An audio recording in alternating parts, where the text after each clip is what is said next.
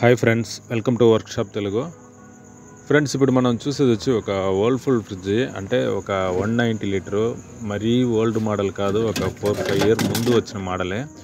ఇది వచ్చి కూలింగ్ కాయిల్లో ఫస్ట్ పొడిచి కొత్త కూలింగ్ కాయిల్ మార్చి మళ్ళీ ఆ కూలింగ్ కాయిల్లో మైల్డ్ లీకేజ్ అయి ఉన్నది. కంప్రెసర్ కూడా పోయి కొత్త కంప్రెసర్ అంటే ఎల్జీలో వేస్తున్నారు.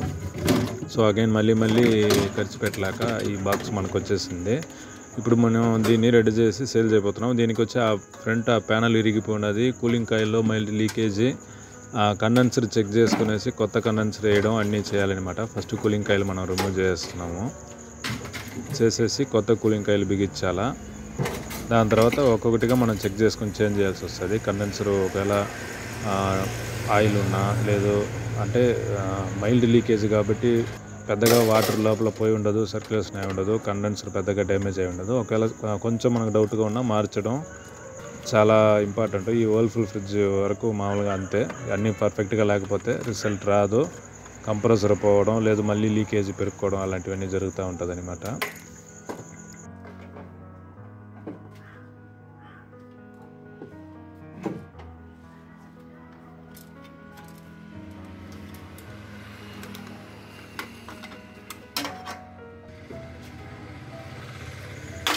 ఆ ప్యానల్ కూడా మనం తీసేసి మన కాడ సేమ్ సైజు ఉండింది, అంటే సేమ్ ఫ్రిడ్జ్ మనకు అంటే స్క్రాప్కి వచ్చి ఉంటుంది కదా, దాంట్లో నుంచి మనం తీసి దీన్ని వేసేస్తున్నాము. ఆ ప్యానల్ బిగిచ్చేసి కొత్త కూలింగ్ కాయిల్ మనం ఫిట్ చేయబోతున్నాం. దీనికైతే మనకు లోపల సెక్షన్ పైపు వెల్డింగ్ చేయాల్సిన అవసరం ఉండదు.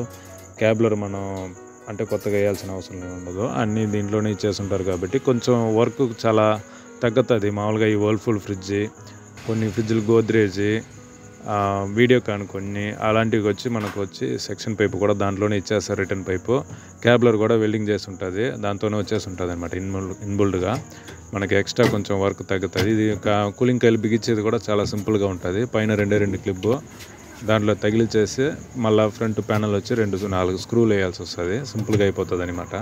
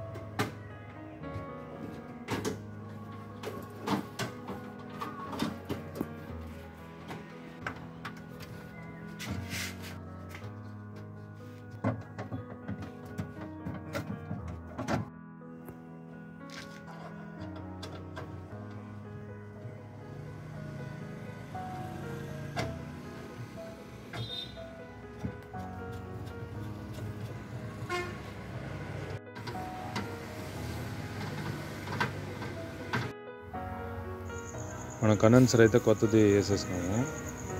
కొత్త కండెన్సర్ బిగిచ్చేసి స్టైనర్ వచ్చి కొత్తది ఖచ్చితంగా మార్చాలా.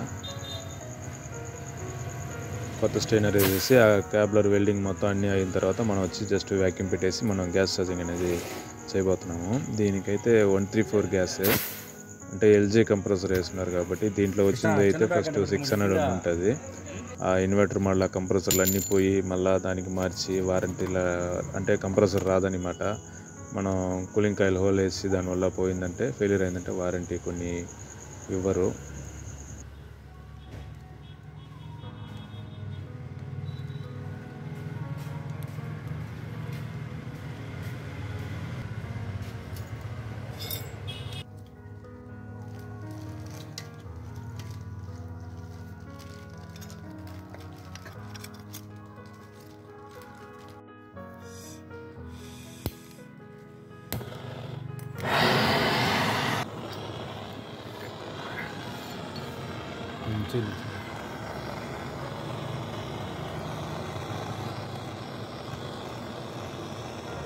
అందుకే అట్లా జరిగిరా నేను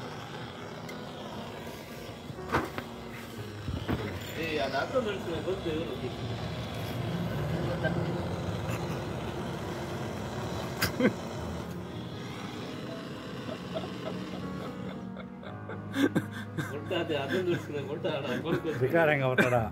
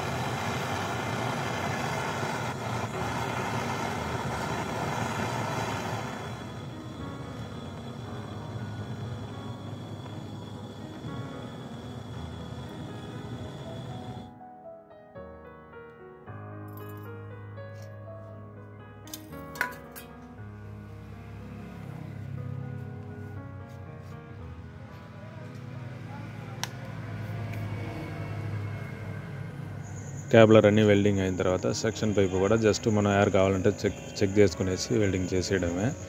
ఇంకా మనం వ్యాక్యూమ్ పెట్టేసి మనం గ్యాస్ సర్జింగ్ చేయబోతున్నాము. దీనికైతే 134 గ్యాస్ ఆల్రెడీ చెప్పిందే. ఈ బాక్స్కి అయితే మనం ఒక 10 PSI రేంజ్ పెట్టేసి ఒక 20 మినిట్స్ అట్లా మనం వెయిట్ చేస్తే షీట్ మొత్తం పక్కాగా ఐస్ అనేది కట్టేసి ఉంటుంది.